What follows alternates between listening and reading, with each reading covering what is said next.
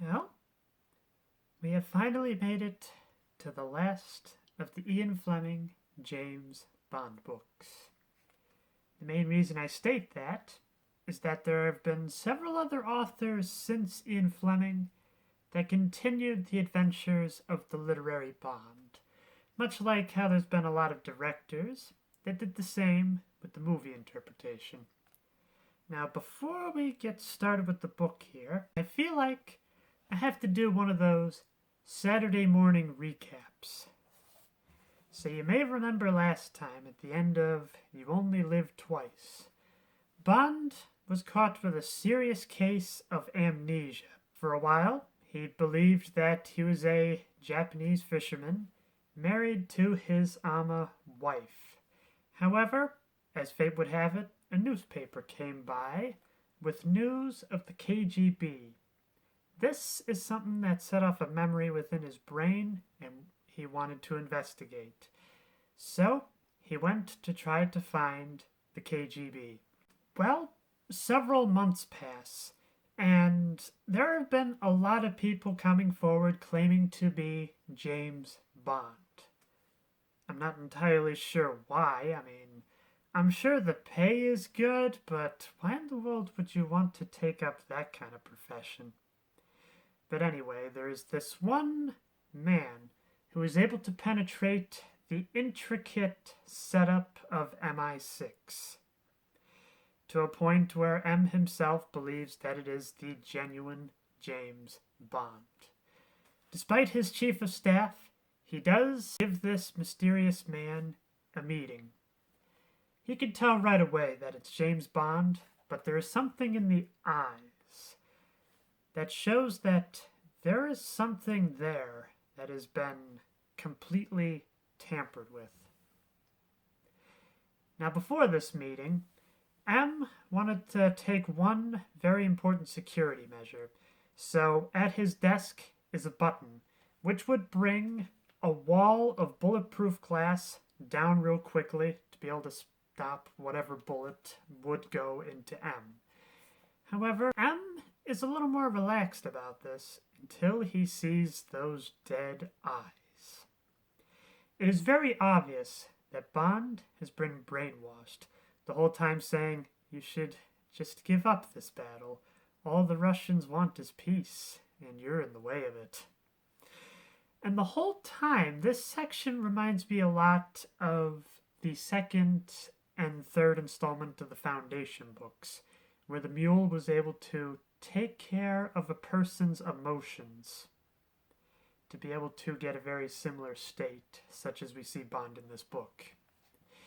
Well, Bond does attempt to take a shot at M for what he considers to be true peace. However, right after he pulls the trigger, M is able to get that glass wall in, and it stops the bullet. And then Bond slumps over and starts having convulsions. It would appear that the old Bond was trying to break through the brainwashed Bond that we saw before us. He is taken away, to which M says, "Those dirty commies, they think they can brainwash my best agent and get away with it? Well, I'll brainwash them back and send them after one of their most ruthless henchmen, a Francisco Scaramanga."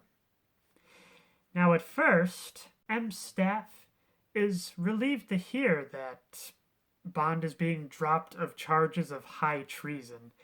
But when they realize that M is going to be putting Bond after probably one of the most ruthless assassins in that organization, they think it would have been nicer to give him a court-martial. So there's a lot of build-up to this Francisco Scaramanga. So the next chapter involves M actually reading about this Francisco, how it happened. And, well, ordinarily I would kind of do a back and forth with, like, the book interpretation and the movie interpretation, but the book is relatively short, and the movie has very little to do with the book, that I'll just kind of do a side-by-side where I see fit. And it's nice to see that the origin of Francisco remains the same in both the book and the movie. Born in the circus, father the ringmaster, possibly Cuban, mother English, a snake charmer. He was a spectacular trick shot artist by the time he was 10. He developed this friendship with an elephant. Unfortunately, the elephant lost control one night and ended up killing a few people in the audience. The man emptied the gun into his eye. I emptied my stage pistol into his. From there, he became one of the greatest assassins for hire. As such, he was able to charge quite a lofty fee. Current price, $1 million a hit. His weapon of choice is a single-action Colt revolver. Now notice that I said revolver, because you look at the cover here, what revolves in this kind of weapon? But then again, they made the same exact thing with the revolver in the early editions of Clue. So maybe that means something different. But in actuality, the weapon should look a bit more like this. Which if you've seen the movie, you know it is completely different. Although the crazy thing is, both fire very similar bullets, what's known as dum-dum rounds. Essentially how it works is that the tip is soft, so once it penetrates the flesh, it mushrooms, rather than just goes in as a small, direct hole. Of course, I don't really know that much about ballistics, but that's how it's described in the book. And the other thing to mention about Francisco is that he is Hispanic.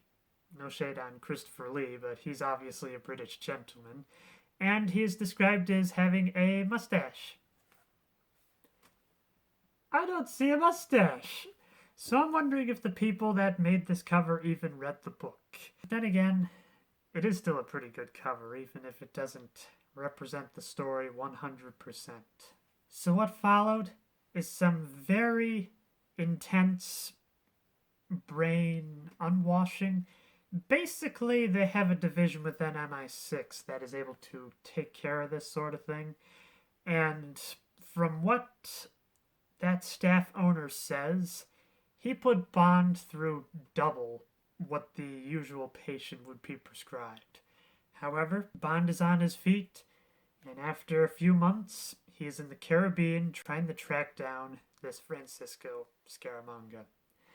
And wouldn't you know that this book takes place in Jamaica? So, if the movies have the Monorail trilogy, then the books have the Jamaica trilogy.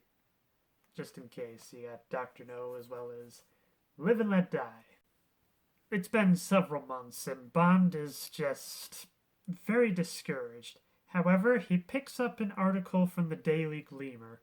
It's his horoscope saying that his luck will change if you take the initiative. Which, on a whim, he does. He goes to his usual hotel, and then he notices that there is something in the mailbox of S. When the person is not looking, it is a letter addressed to Scaramanga.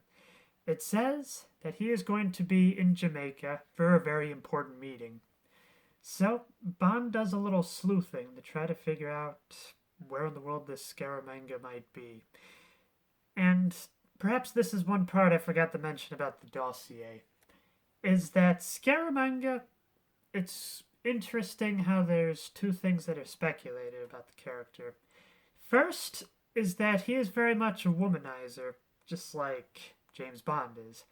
But yet, he is also theorized to be gay, as I guess a fascination of firearms can be seen as more of a phallic thing.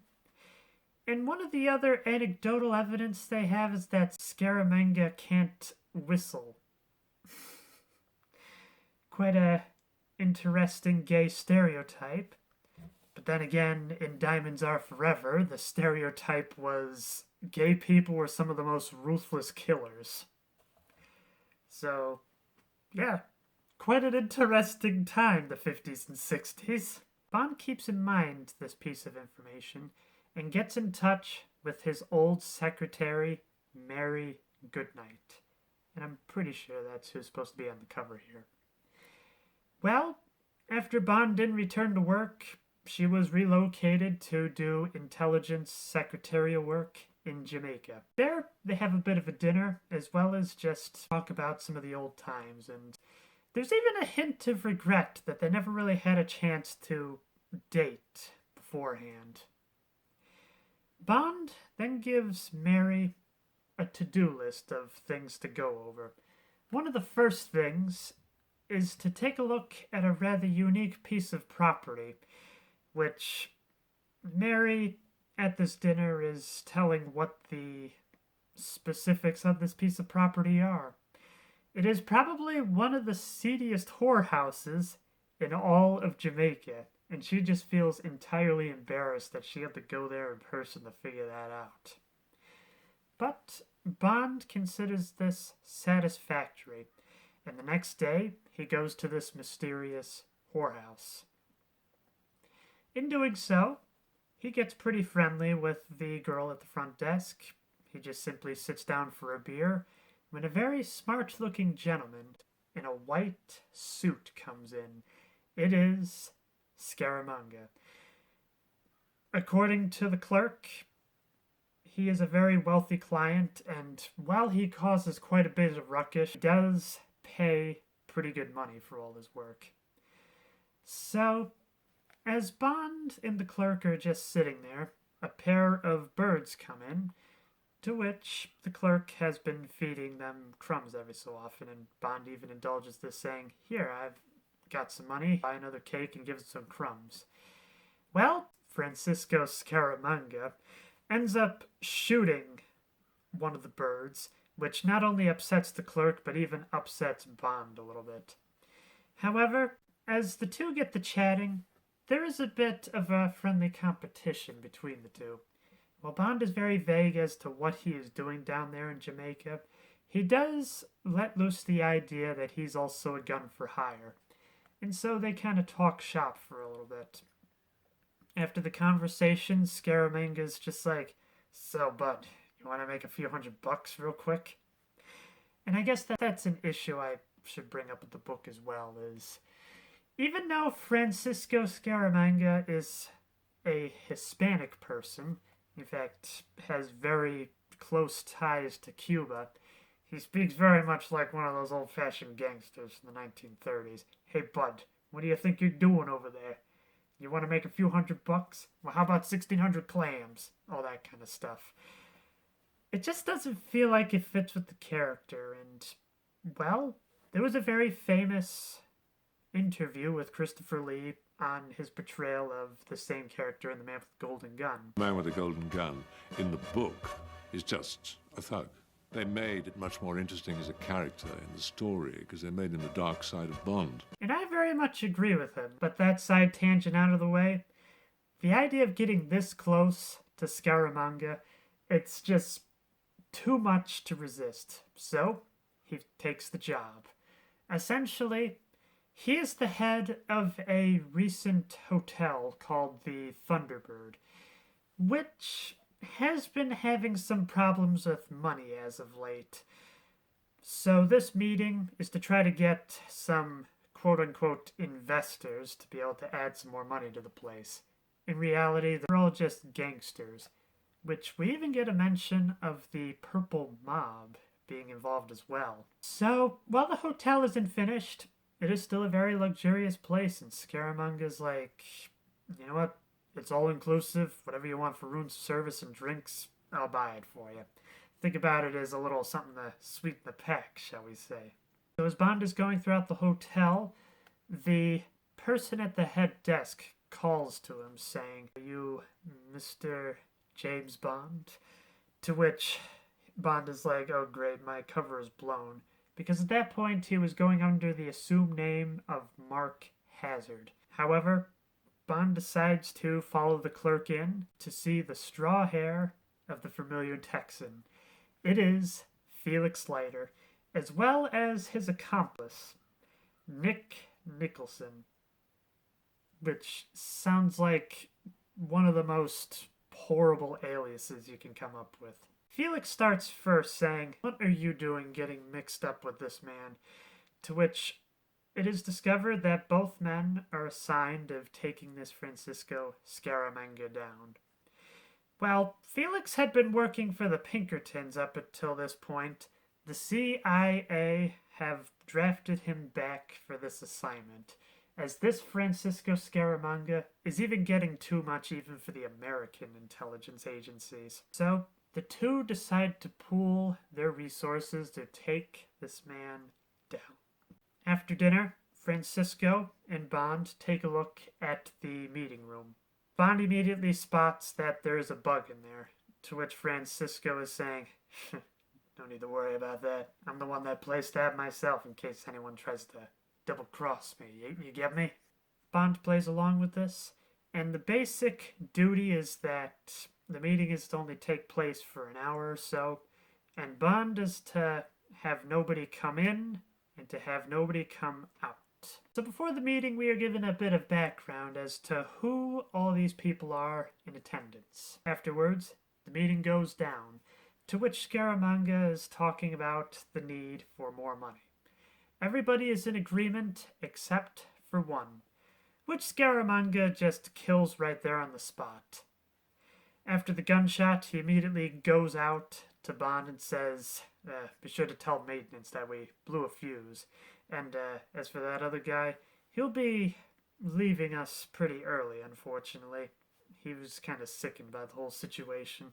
Bond just kind of takes this in stride. He was listening the whole time with a piece of glass up to the door, so he knows exactly what was going on. The meeting is adjourned, and that night, Mary Goodnight appears at the hotel. She pretty much blows his cover. As she sneaks in through the window, she bangs it just about as loud as can be, and the whole hotel hears it. They go over a little bit of the meeting, to which Mary says, "This Francisco, he's not a good guy. You need to watch out for yourself." And Bond is saying, "No need to worry. I'll be careful. But your head over there in Jamaican intelligence, he was killed by this very same man. Be sure to tell this information to whoever you can right away." Well, Francisco doesn't overhear the conversation, but he has a way of getting into the room. Bond is able to at least convince Scaramanga that Mary Goodnight is actually his wife, and they were planning on having a little bit of fun with each other. Scaramanga doesn't really believe it, but he doesn't really have any reason to not believe it, so he lets it go, but says that Mary should not come back here anymore. The next day, there is another meeting. And this one is to discuss how to get rid of James Bond. His cover had been blown by one of the people attending the meeting. He called his superiors up in Cuba, which got an exact description of the man. Francisco decides to make this a bit of a vacation, so to speak. So on the premises, there is a train that goes all the way to, I believe, Marco Island is the place. But along the way, you can kind of see the old Jamaica, the sugar plantations, as well as just enjoy the nice view and whatnot. It is there that Bond is to have a rather unfortunate accident. This meeting is also bugged, to which Felix says that he will help out however he can. But just be sure to keep your guard up.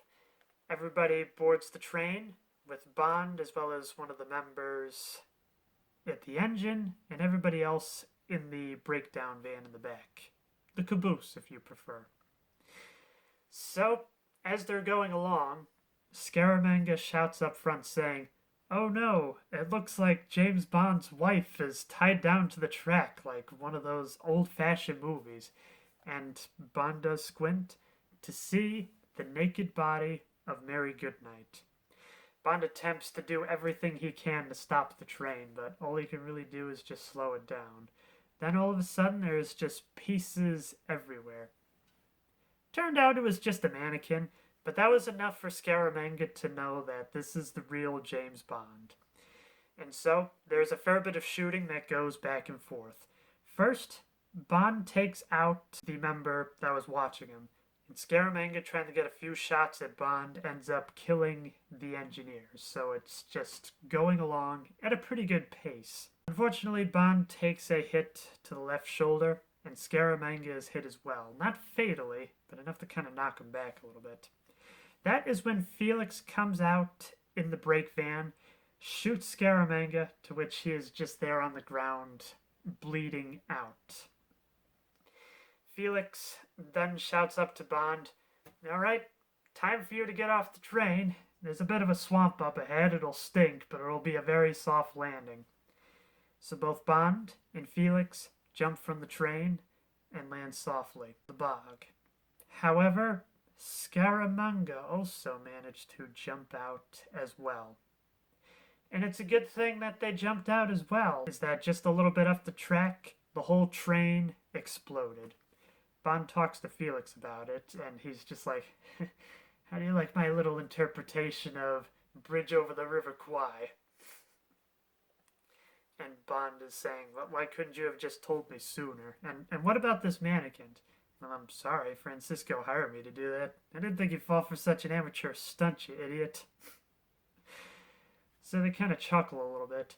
However, in jumping out of the train, Felix broke his ankle, so unfortunately all he can do is just kind of lay there and wait for a rescue party, while Bond is going to go after the shattered remains of Scaramanga. It is difficult going, as even though he was bleeding profusely, he didn't leave much of a trail behind.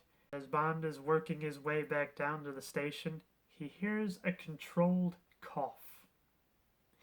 He looks over to see the blood-soaked shirt of Scaramanga just sitting up there, slowly trying to heal himself. Just then, a snake comes into the picture.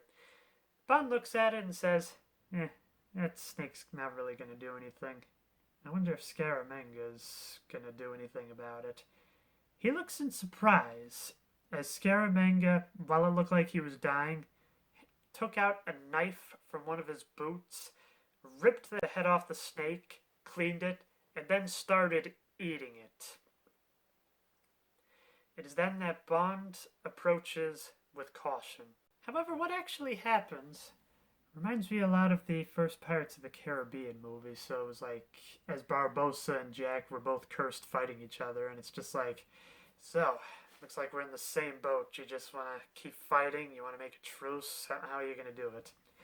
It's a very similar thing here. Scaramanga is just having his snake, and he's just like, "Oh, you're a pretty good hitman yourself. I can't say that you've bested me. I've had better than you, but you caused this wound on me. Would you like to join me in my meal?" No thanks. I prefer my snake cooked." There is a little bit of an understanding between the two, as both are fellow hitmen, but it's pretty obvious that Francisco is dying and Bond has a job to do. However, the issue Bond has with this is that he is not comfortable with killing people in cold blood. The whole time he's trying to build up the courage to be able to do it. Every so often he keeps taking out his Werther, flipping the hammer back, saying, "All right, Scaramanga, I'm gonna do it." And Scaramanga just kind of eggs him on a little bit. But the last time he does it, Scaramanga says, "I'm a Catholic. Do you mind if I say a prayer to try to make it right with God first?" Bond indulges him that when, as Scaramanga is there doing his Latin dirge, he reaches behind his collar to pull out a derringer, takes a shot at Bond, to which he collapses to the ground. But before he does so, Bond then takes a few shots of his own, and Scaramanga is dead. It would be some time before one of the local constables, which thankfully is a local and knew how to go through these dangerous bogs, is making his way and finds Felix, Bond, and what's left of Scaramanga. It would take a very long time for him to recover, as, well, it appears that the shot from Scaramanga's derringer was full of snake venom. Thankfully, there was somebody in the local area that knew about this particular venom and was able to give an antidote. After that, it's really just the usual wrap-up of, okay, gotta confirm all the details, so you took down these gangsters, all these people were evil, you did it with the cooperation of Felix and Nick Nicholson, all that stuff, yeah. So as Bond is healing up, he gets a cipher text from M, saying that not only did he earn his job back, but the Queen even wanted to give him a knighthood. Mary Goodnight is still playing the part of secretary right now and gives this message to Bond. Bond, however, declines the invitation. Being in the Secret Service, he does not want to be seen in the public eye. He'd rather be the humble civil servant working behind the scenes. Mary Goodnight at first is shocked by this, but Bond says, if M had his way, he wouldn't have had the knighthood either, but unfortunately that's just something that comes with the job. But both him and I will agree that this is not something we want. And so, the book ends with him and Mary Goodnight getting together at a private villa that she owns. It's kind of interesting that there's a few other references to some of the other books. Like I said, it takes place in Jamaica, like some of the other ones. But the climax on the train, I feel like I can't be the only one that thinks about the climax of Diamonds Are Forever. And that was also Felix's adventure where he also had half of his body missing. But I do also like that there was a bit of an homage to Her Majesties Secret Service as well. Bond was kind of thinking about the idea of settling down with Mary Goodnight, but after Tracy, he just figures there's nobody left to really settle down with. Rather, it's nice to have women for company, but not to have for one's self. It's rather fascinating that the derringer that Scaramanga has, that ends up being the primary weapon of Knick-Knack, his little person henchman in the movie. Now for the movie, about the only things that's really similar is Scaramanga's origin story.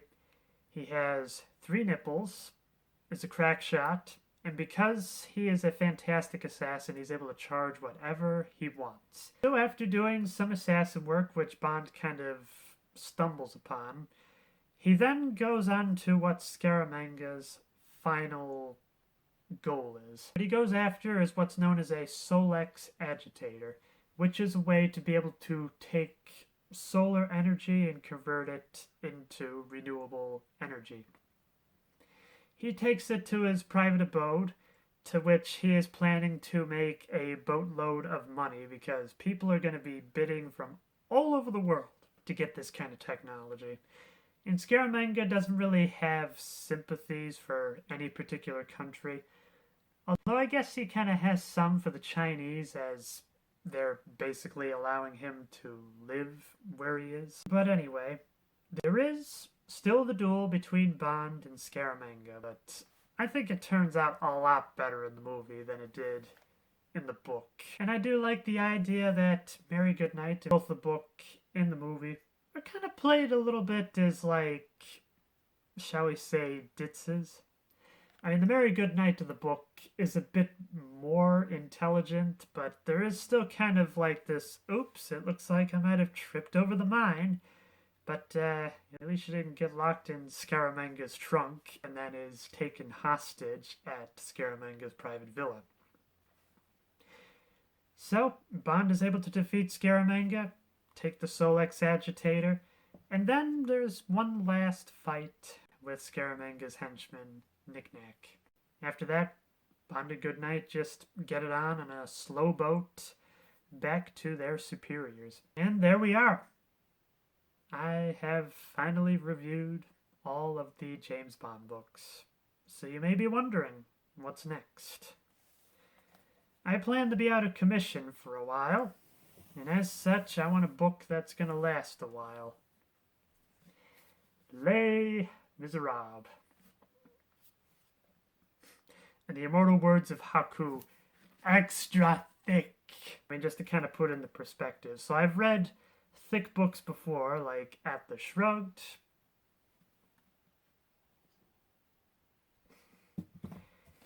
and Gone with the Wind. And I'd say this book is a little bigger than that. So, as for how I'm gonna be making a review for this, only time will tell, but I guess I'll just try to make a general review of everything I can remember. However, if time permits, I might do it in parts, much like how I did with the Gone with the Wind review. So, yeah. I hope you will join me then, in probably like 3 or 4 months, depending on how fast I get through this. Till next time, keep having fun.